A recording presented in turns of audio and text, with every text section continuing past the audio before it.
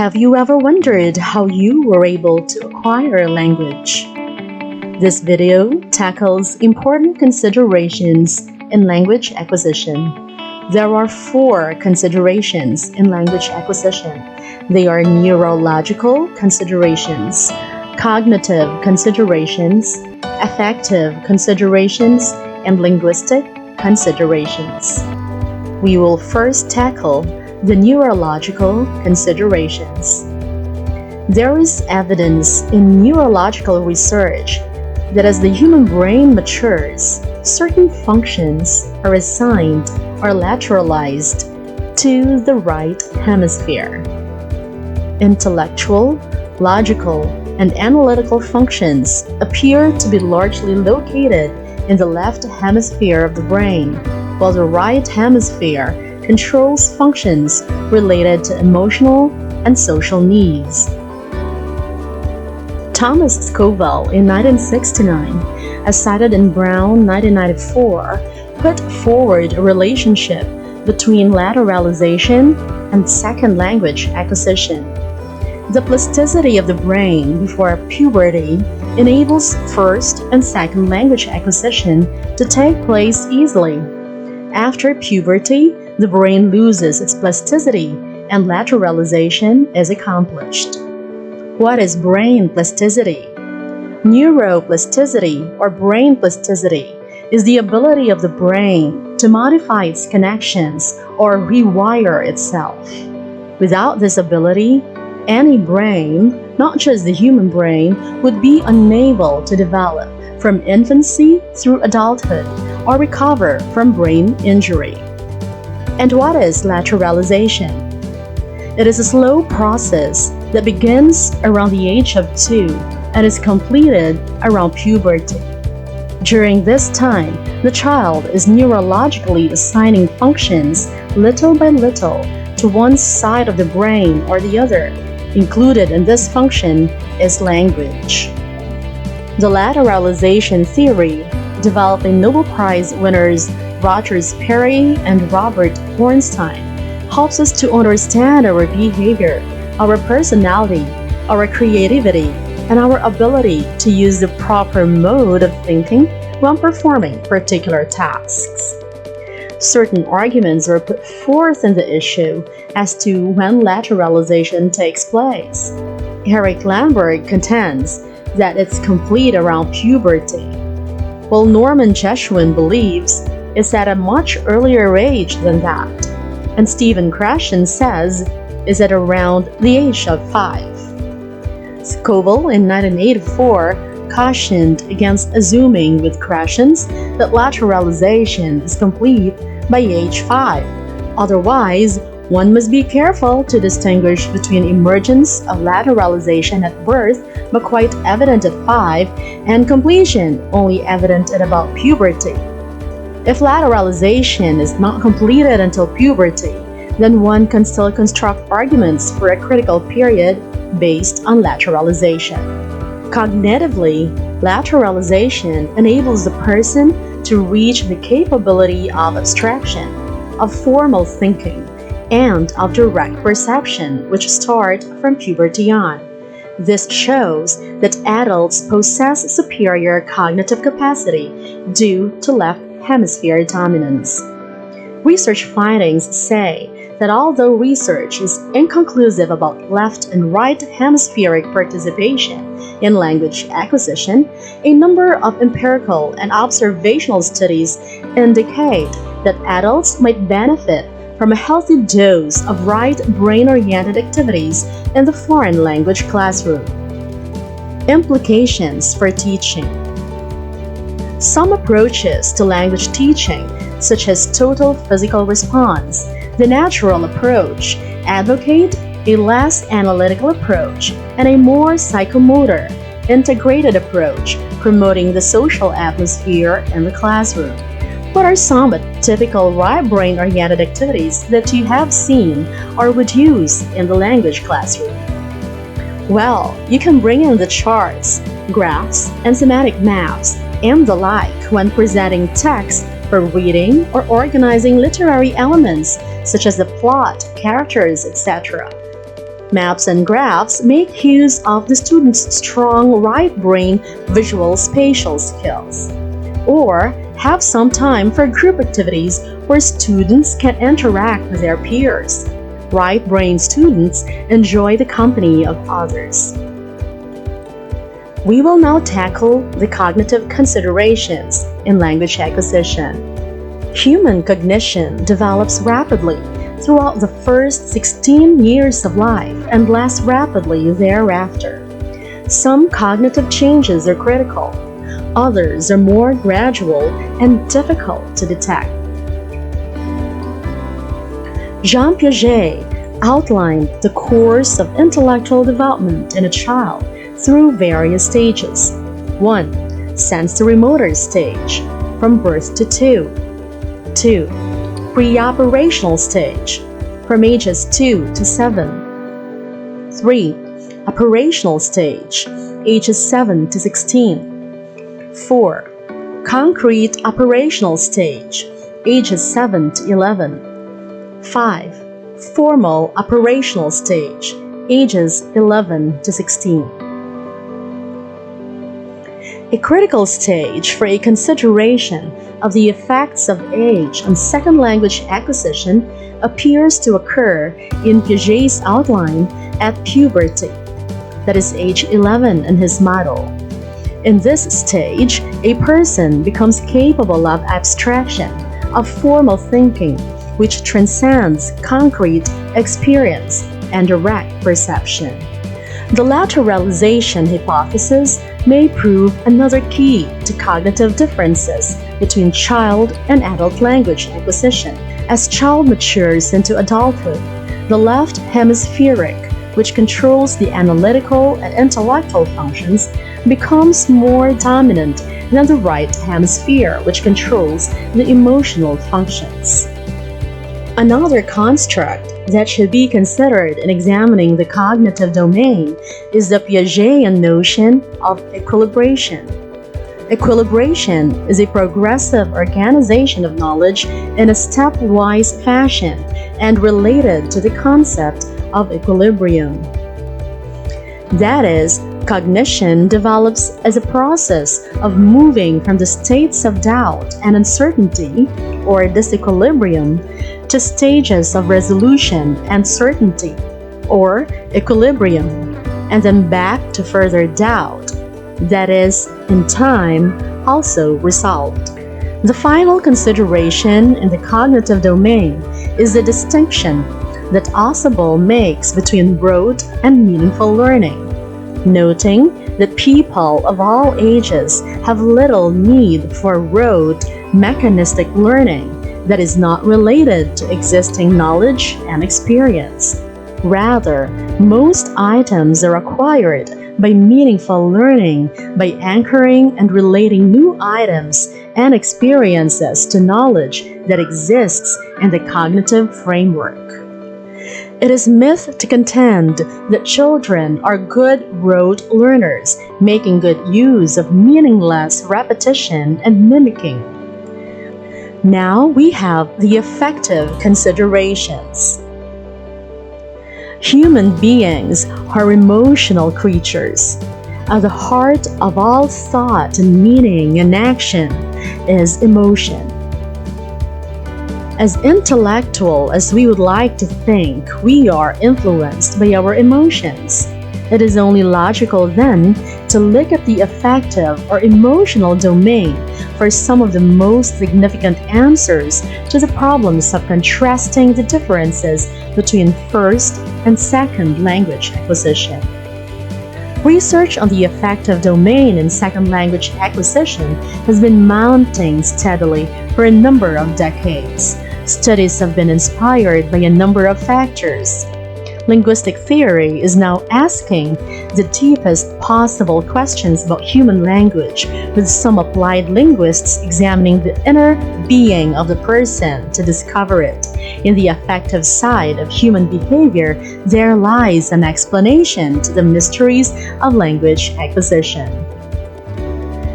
The affective domain includes many factors: empathy, self-esteem, extroversion, inhibition, imitation, anxiety, attitudes. The list could go on. Some of these may seem at first rather far removed from language learning, but when we consider the pervasive nature of language, any affective factor can conceivably be relevant to second language learning. A case in point is the role of egocentricity in human development. Very young children are highly egocentric. The world revolves around them, and they see all events as focusing on themselves. As children grow older, they become more aware of themselves, more self-conscious as they seek both to define and to understand their self-identity. In pre-adolescence, children develop an acute consciousness of themselves as separate and identifiable entities, but once in their still wavering insecurity, they need protecting. They therefore develop inhibitions about this self-identity, fearing to expose too much self-doubt. At puberty, these inhibitions are heightened in the trauma of undergoing critical, physical, cognitive, and emotional changes. Adolescents must acquire a totally new physical, cognitive, and emotional identity. Their egos are affected not only in how they understand themselves, but also in how they reach out beyond themselves, how they relate to others socially, and how they use the communicative process to bring on affective equilibrium. Several decades ago, Alexander Giora, a researcher in the study of personality variables in second language learning, proposed what he called the language ego to account for the identity a person develops in reference to the language he or she speaks. For any monolingual person, the language ego involves the interaction of the native language and ego development. The language ego may constitute the difficulties that adults have in learning a second language. The child's ego is dynamic and growing and flexible through the age of puberty. Thus, a new language at this stage does not pose a substantial threat or inhibition to the ego. An adaptation is made relatively easily as long as there are no undue confusing social-cultural factors, such as, for example, a damaging attitude toward a language or language group at a young age. At this point, the simultaneous physical, emotional, and cognitive changes of puberty give rise to a defensive mechanism in which the language ego becomes protective and defensive. The language ego, which has now become part and parcel of self-identity, is threatened, and thus a context develops in which you must be willing to make a fool of yourself in the trial and error struggle of speaking and understanding a foreign language. Younger children are less frightened because they are less aware of language forms and the possibility of making mistakes in those forms, mistakes that one really must make in an attempt to communicate spontaneously and does not concern them greatly. It is no wonder then that the acquisition of a new language ego is an enormous undertaking not only for young adolescents, but also for an adult who has grown comfortable and secure in his or her own identity and who possesses inhibitions that serve as a wall of defensive protection around the ego. Research findings. It is common to find research that compares children and adults acquiring second languages with the assumption that the two categories are easily defined. But not enough research examines differences between younger, that is 6 to 7-year-old, and older, that is 10 to 11-year-old children. Teaching implications. If you were teaching two groups of children, a 6 to 7-year-old group and a 10 to 11-year-old group, how would your approach and classroom activities differ? Finally, let us tackle linguistic considerations. We have so far looked at learners themselves and considered a number of different issues in age and acquisition. Now we turn to some issues that center on the subject matter itself, language. A growing number of researches are now available to shed some light on the linguistic processes of second language learning and how those processes differ between children and adults. It is clear that children learning two languages simultaneously acquire them by the use of similar strategies. They are, in essence, learning two first languages, and the key to success is in distinguishing separate contexts for the two languages. People who learn a second language in such separate contexts can often be described as coordinate bilinguals. They have two meaning systems, as opposed to compound bilinguals who have one meaning system, from which both languages operate. Children generally do not have problems with mixing up languages, regardless of the separateness of contexts for use of languages. Moreover, bilinguals are not two monolinguals in the same head. That is according to Cook in 1995. Most bilinguals, however, engage in code switching. That is the act of inserting words, phrases, or even longer stretches of one language into the other, especially when communicating with another bilingual.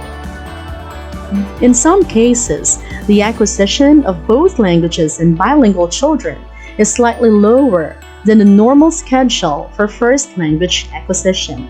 However, a respectable stockpile of research, Reynolds in 1991, shows a considerable cognitive benefit of early childhood bilingualism, supporting Lambert's 1972 contention that bilingual children are more facile at concept formation and have a greater mental flexibility. Bilingualism in children is positively related to concept formation, classification, creativity, and analogical reasoning.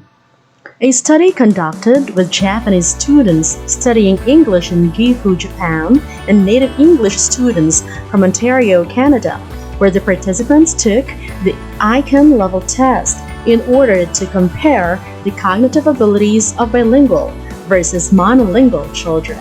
The results were in favor of the bilingual students. Let us now discuss the interference between first and second languages. A good deal of the research in non-simultaneous second language acquisition in both children and adults has focused on the interfering effects of the first and second languages. For the most part, research confirms that the linguistic and cognitive processes of second language learning in young children are in general similar to first language processes. Irvin Tripp in 1974 and others concluded that similar strategies and linguistic features are present in both first and second language learning in children. For example, Dulay and Burt in 1974 found that 86% of more than 500 errors made by Spanish-speaking children learning English reflected normal developmental characteristics, that is, expected intralingual strategies, not interference errors from the first language. Hansen and Bede, 1975, examined such linguistic structures as possession, gender, word order, verb forms, questions, and negation in an English-speaking 3-year-old child who learned Urdu upon moving to Pakistan. In spite of some marked linguistic contrasts between English and Urdu, the child's acquisition did not appear to show first language interference and, except for negation, showed similar strategies and rules for both the first and the second language. Adult second language linguistic processes are more vulnerable to the effect of the first language on the second, especially the farther apart the two events are. Whether adults learn a foreign language in a classroom or out in the arena, they approach the second language either focally or peripherally, systematically, and they attempt to formulate linguistic rules on the basis of whatever linguistic information is available to them. Information from the native language, the second language, teachers, classmates, and peers. Adults, more cognitively secure, appear to operate from the solid foundation of the first language and thus manifest more interference. But it was pointed out earlier that adults too manifest errors similar to some of the errors children make, the result of creative perception of the second language and an attempt to discover its rules apart from the rules of the first language. The first language, however, may be more readily used to bridge gaps that the adult learner cannot fill by generalization within the second language. In this case, we do well to remember that the first language can be a facilitating factor and not just an interfering factor. Order of acquisition. Researchers have tried to find out if there is an order of acquisition in acquiring grammatical morphemes. The findings are important but contradictory and have implications on first and second language acquisition. Morpheme studies aimed to investigate the acquisition of grammatical functions such as articles or inflectional features such as the plural s. An important research in this field is that of Roger Brown, as cited in McLaughlin, 1987. There is a common, invariant sequence of acquisition for at least 14 function words in English as a first language: noun and verb inflections, prepositions, and articles. Findings of these studies pointed out that there is a definite order in the acquisition of morphemes in English first language learners. Other morpheme studies were carried out on various functions, and order of acquisition does exist. Lightbound and Spada in 2006 reviewed studies on the acquisition of question words: what, where, who, why, when, and how, and they show a great similarity in first and second language acquisition. Based on the morpheme studies in second language acquisition, Krashen in 1982 put forward the natural order hypothesis, which he developed to account for second language acquisition. He claimed that we acquire the rules of language in a predictable order. This acquisition order is not determined by simplicity or the order of rules taught in the class. Thus far, it seems as if first language acquisition and second language acquisition follow similar rules. However, other morpheme studies have shown that not all first language learners follow the order of acquisition predicted. There appears to be inter-learner variation in the order of acquisition. Wells in 1986, cited in Ellis 1994, proposes inter-learner variables affecting the order of acquisition as sex, intelligence, social background, rate of learning, and experience of linguistic interaction. Furthermore, McLaughlin in 1987 claims that learners' first language has an effect on acquisitional sequences, which either slows their development or modifies it. Additionally, considerable individual variation in how learners acquire a second language, such as different learning, performance, and communication strategies, obscure the acquisitional sequences for certain constructions. Therefore, McLaughlin in 1987 argues that Krashen's claim that an invariant natural order, as always found, is simply not true.